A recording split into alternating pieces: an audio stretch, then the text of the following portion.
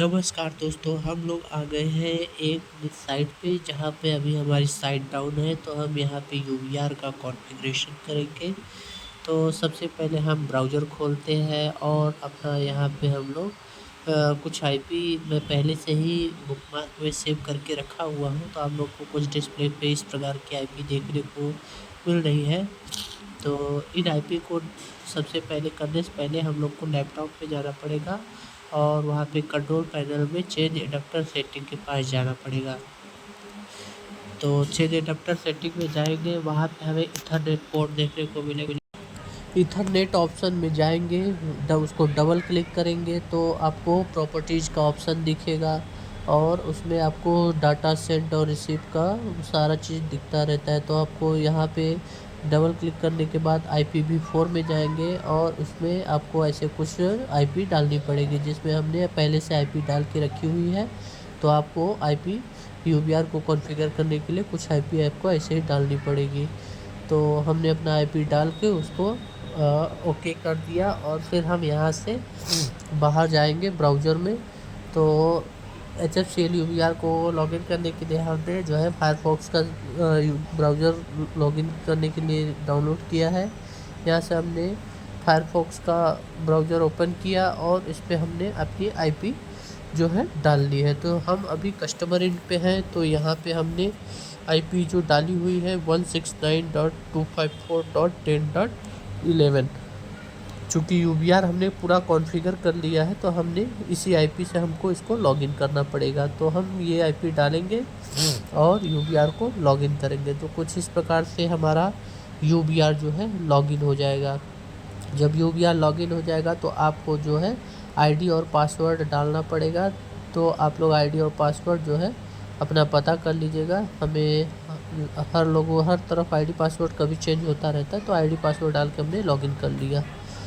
इस प्रकार जब आप लॉगिन करेंगे तो आपको कुछ इस प्रकार से टोटल 7 या 8 ऑप्शन देखने को मिलते हैं। Overview, maintenance, configuration, monitor, diagnostic, alarm और लॉगआउट, ऐसे मतलब कई सारे ऑप्शन देखने को मिलते हैं। तो आपको सबसे पहले स्टेटस में जाना होता है। जब आप स्टेटस में जाएंगे तो वहाँ पे आपको पूरी जो है यूबीआर की टोटल कॉन्फ़िगरेशन समरी दिखाती है कि आपने यूबीआर में क्या क्या डाला है। तो ये सब चीज़ें आपको वहाँ पे दिखाती है। तो सबसे पहले हम लॉगिन करेंगे और हम स्टेटस में जाके ओवरव्यू ऑप्शन में जाएंगे। जब ओवरव्यू में जाएंगे तो आपको वहाँ पे यूबीआर का मैक, RSL वैल्यू, आपने पावर कितना डाला है, आईपी क्या डाली है, SINR वैल्यू कितनी है, जो है MCS वैल्यू कितनी है, ये सारी चीज़ें आपको वहाँ पे देखने को मिल जाएंगी। और आपने आईपी गेटवे जो विलन है, आपने क्या क्या डाला है, वो सारी चीज़ें आपको यहाँ से देखने को मिलेंगी। तो हमें कुछ इस प्रकार से आपको दिखा रहे। तो सबसे पहले हम जाएंगे कॉन्फ़िगरेशन में और वहाँ से नेटवर्क ऑप्शन में जाएंगे। नेटवर्क में जाएंगे तो कुछ इस प्रकार से आपको एक बॉक्स देखने को मिलेगा। चूँकि मेरा यूबीआर पहले से कॉन्फ़िगर हुआ है तो यहाँ पे आपको 2 बॉक्स देखने को मिल रहा है। तो सबसे पहले हम क्या करेंगे, एडिट वाले ऑप्शन में जाएंगे। जब एडिट वाले ऑप्शन को क्लिक किया जाता है तो क्या है, हमारा जो है यूबीआर का कुछ इस प्रकार से जनरल सेटिंग जो होता है वो ओपन होता है, जहाँ पे हमें प्राइमरी में 3 ऑप्शन देखने को मिलते हैं, statics, DHCP IPv4, DHCP IPv6। तो हम क्या करेंगे, IPv4 ऑप्शन जो है स्टैटिक वाले ऑप्शन को क्लिक करेंगे, IPv4 IPv6 ये दोनों को छोड़ देंगे। और जो है अपना आईपी जो दिख रहा है 192.168.1.1, तो कस्टमर एंड पे जब भी आप रहोगे तो आपको उसका लास्ट डिजिट जो है उसको चेंज करना होगा। 1 की जगह पे आपको 2 करना रहता है और जो उसकी सबनेट आईडी रहती है वो 255.255.255.0 रहती है। अगर आप वहीं टावर पे रहते तो इसकी जो आईडी रहती है 192.168.1.1 रहती और जो है उसकी सबनेट आईडी सेम रहती है। तो कुछ इस प्रकार से रहेगा। इसके बाद हम नीचे और जाएंगे तो वहाँ पे IPv6 मिलता है, जहाँ पे हम IPv6 की आईपी हमारी लिंक बजट एक दी जाती है। ये लिंक बजट की जो डेटा आपको मिलता है LB जिसे बोलते हैं, उस LB से हम क्या करेंगे, आईपी और गेटवे जो है दोनों को इसमें फिलअप करेंगे। तो सबसे पहले हम यहाँ पे आईपी डालते हैं, IPv6 ऑप्शन को क्लिक करेंगे और उसके खाली बॉक्स में आईपी डालते हैं। प्रेफिक्स लेंथ जो है वहाँ पे 122 डालेंगे और गेटवे जो है वहाँ पे हम उसका LB से देख के गेटवे डाल लेते हैं। सारा सेटिंग डालने के बाद एक बार वेरीफाई करते हैं और ऑप्शन को सेव करते हैं। आप जितने भी पेज खोलेंगे हर ऑप्शन को आपको सेव करना है।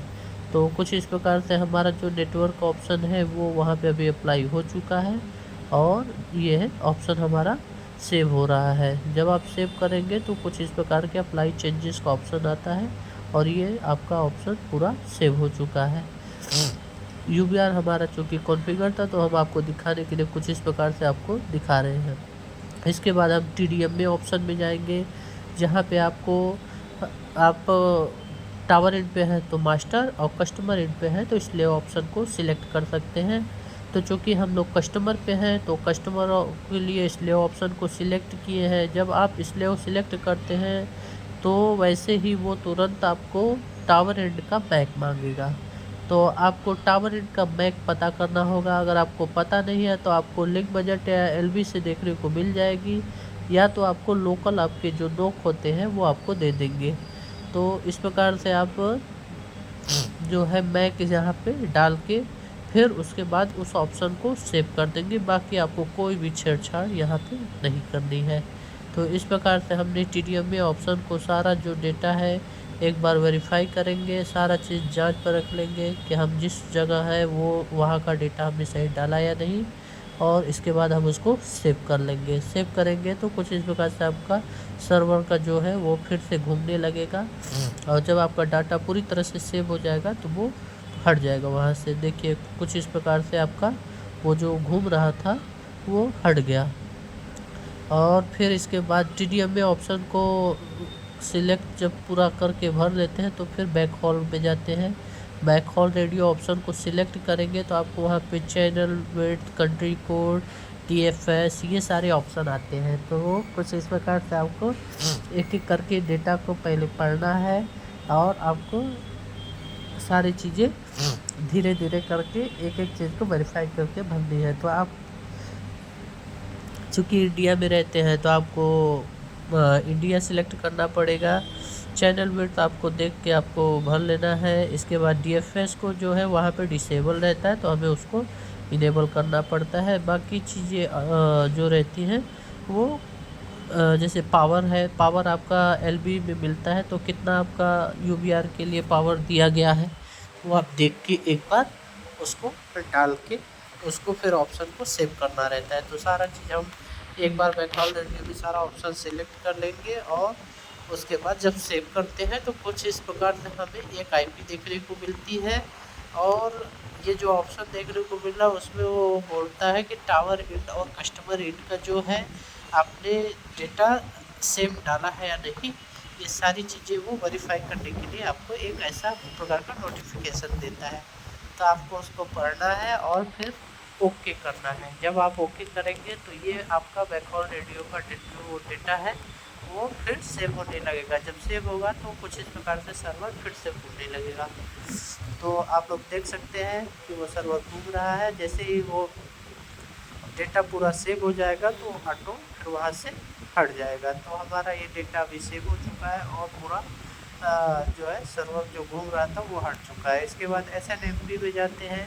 यहाँ पे हमें ट्रैप होस्ट IP जो है कॉन्फ़िगरेशन ऑप्शन में जाके ट्रैप होस्ट IP डालनी होती है और जो है ट्रैप होस्ट पोर्ट में 162 ही रहता है तो हमें उसका साथ कोई छेड़छाड़ नहीं करनी है। ट्रैप होस्ट IP पे जब हम देखिए कुछ इस प्रकार से आपको IP देखने को मिल रही होगी, वो IP डाल के उसको सेव कर देते हैं।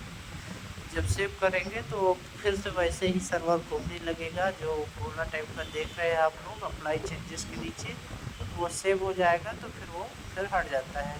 सारा डेटा सेव करने के बाद एक बार सिस्टम में जाएंगे।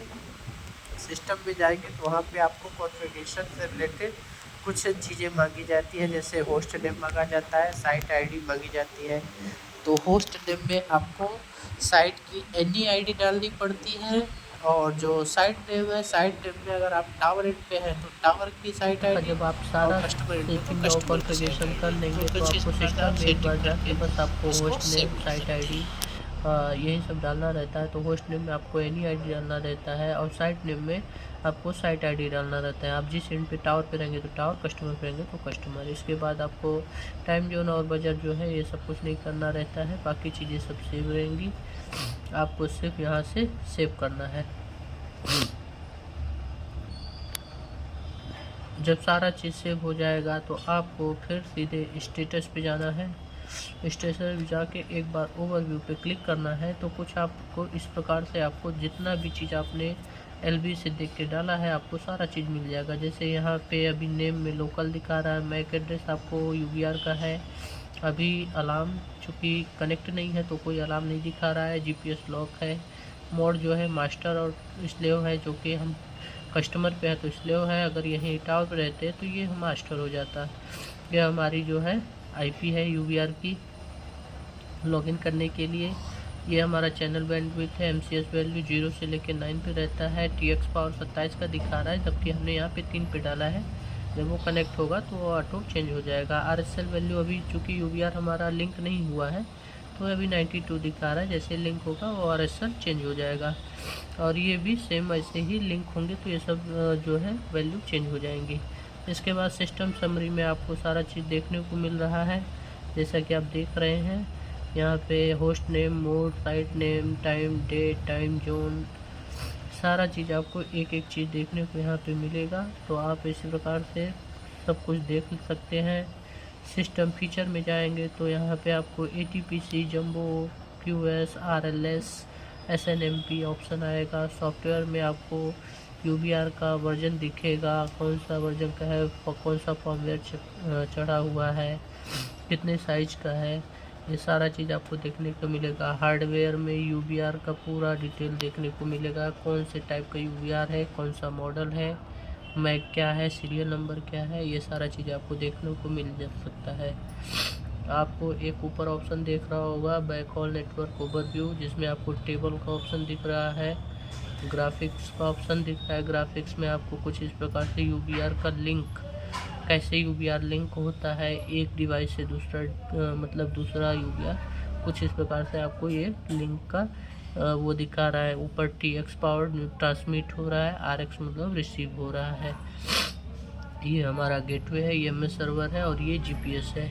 इसके अलावा आल में जब आप क्लिक करेंगे तो आपको आल में सारा चीज़ देखने को वापस फिर जैसा था वैसे आपको मिल जाएगा।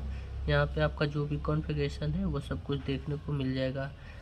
अगर आप यहाँ अलार्म समरी में जाके अगर कुछ देखने चाहते हैं कि अलार्म क्या है तो आपको कुछ इस प्रकार से यहाँ पे जाएंगे तो आपको यहाँ पे सारा डिटेल मिल जाएगा। कितने बजे आपका UBR बूट हुआ था या कोई अलार्म आया है या किस वजह से वो डाउन हो रहा है, सारा डिटेल यहाँ पे आता रहता है। तो आपको कुछ इस प्रकार से यहाँ पे अलार्म का वो देख सकते हैं। एक्टिव अलार्म में ऑप्शन में ये सारा चीज़ आपको दिख जाएगा।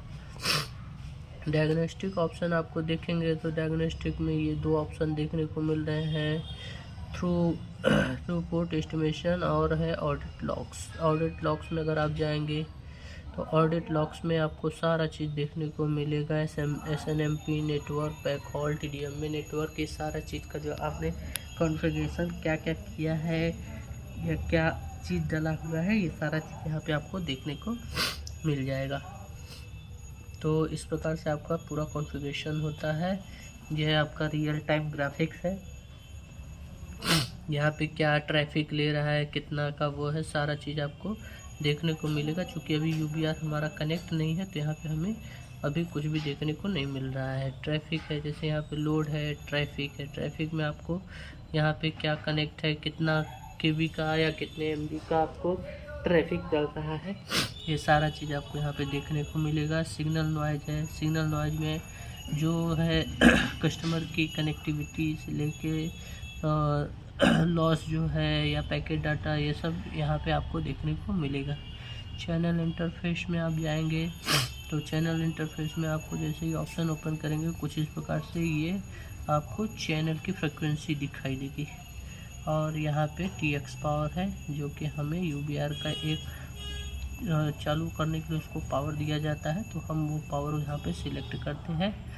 तो इस प्रकार से हम 3dBm का इसको पावर दे के रखे हुए हैं, जो कि हमारा TX वैल्यू में शो कर रहा है, जैसा कि आप लोग को दिख रहा है।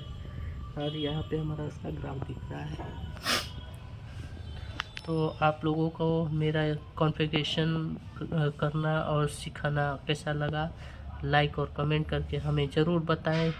धन्यवाद। एक नई वीडियो के साथ फिर मिलते हैं। Thank you. सब्सक्राइब करें।